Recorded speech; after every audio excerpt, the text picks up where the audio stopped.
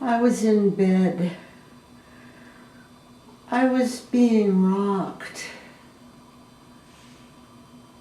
Some part of me thought, this could be an earthquake.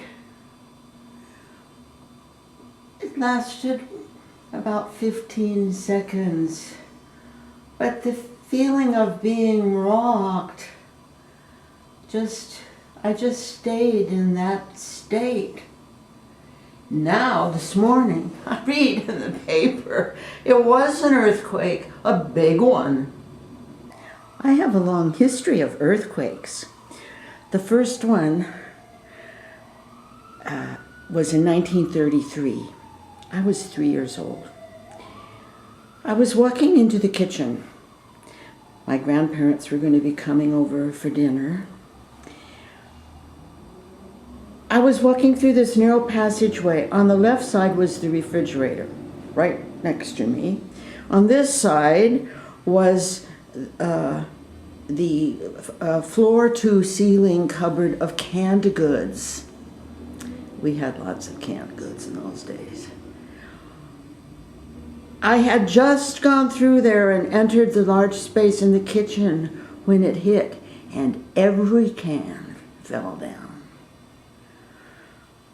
That was my first awareness of death, because I just knew I had just been there seconds before and escaped. It was pretty terrifying.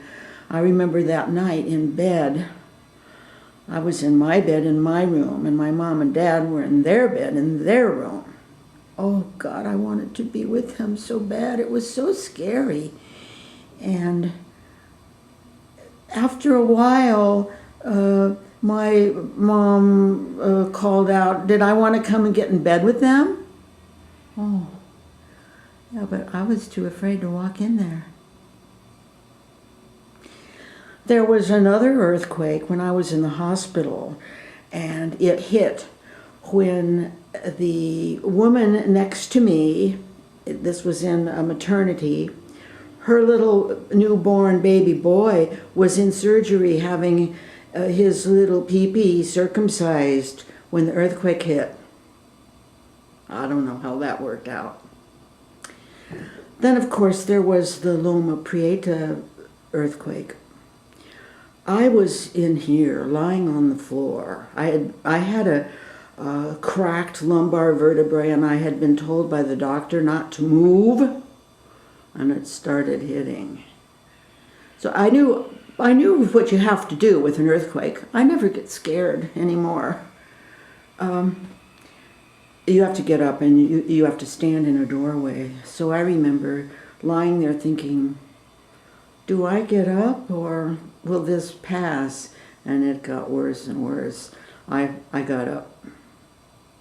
Then there was this one.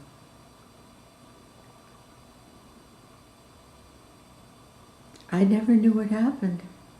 I was being rocked. It was nice.